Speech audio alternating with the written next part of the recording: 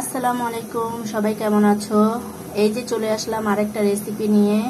সেটা হচ্ছে লইটা শুটকির রেসিপি।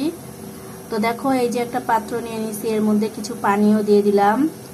এই পানিটা ফুটে উঠছে, এর মধ্যে আমি এই যে শুটকিগুলো দিয়ে দেব। খুব অল্প পরিমাণে নিয়েছি, যেহেতু সদস্য সংখ্যা কম তাই অল্প পরিমাণে।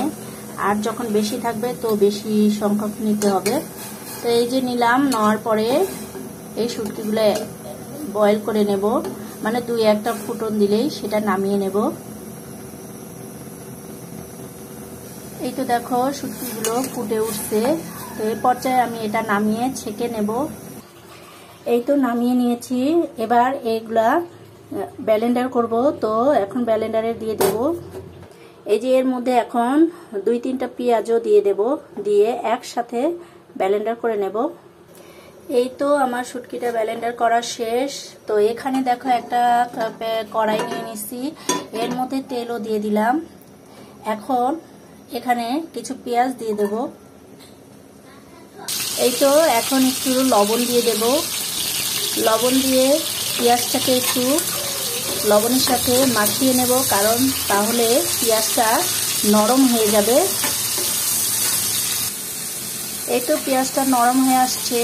এ পর্যায়ে আমি এখন সামান্য পরিমাণে পানি দিয়ে দেব। পানি দেওয়ার কারণ হচ্ছে এখন মশলা দেব, সেটা না পড়ে, এর জন্য। প্রথমে আমি হলুদ দিয়ে দেব।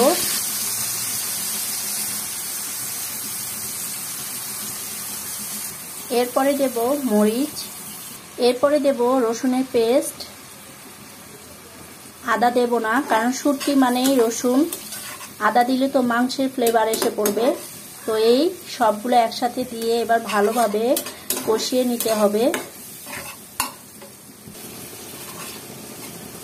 এই তো রসুন, পেঁয়াজ আর মশলা সব একসাথে ভালোভাবে কষানো হয়ে গেলে এখন আমি এই শুটকিটা দিয়ে দেব।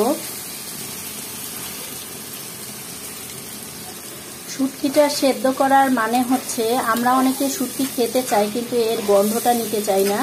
তো সেদ্ধ করে ফেলে দিলে পানি, তো গন্ধটা চলে যাবে। তো এখন এগুলো সব একসাথে খুব ভালোভাবে কষিয়ে নেব। যত কষাবো গন্ধটা চলে যাবে এবং টেস্টটা বের হয়ে আসবে। তো এইভাবে করে সব একসাথে কষায় নেব।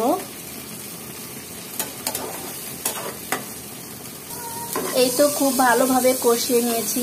এখন আমি আবার একটু পানি দিয়ে দেব, কারণ একটু একটু পানি দেব আর একটু একটু করে ভালোভাবে কষাবো। তাহলেই হচ্ছে শুটকির গ্রানটা চলে যাবে। এই যে একটু পানি দিলাম। এখন আমি কিছু কাঁচামরিচ দিয়ে দেব। এই যে কাঁচামরিচ দিয়ে দেব। এরপরে আমি আবার খুব ভালোভাবে কষাবো। খয়েরি কালার হয়ে আসার আগ অবধি এটা কষাতে হবে, তাহলেই খেতে মজা। তো এখন আমি কষাতে থাকবো।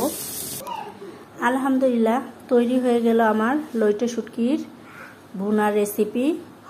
তো আমি একটু ঝাল বেশি দিয়েছি, তোমরা যারা ঝাল কম খাও তো কম করে দিও।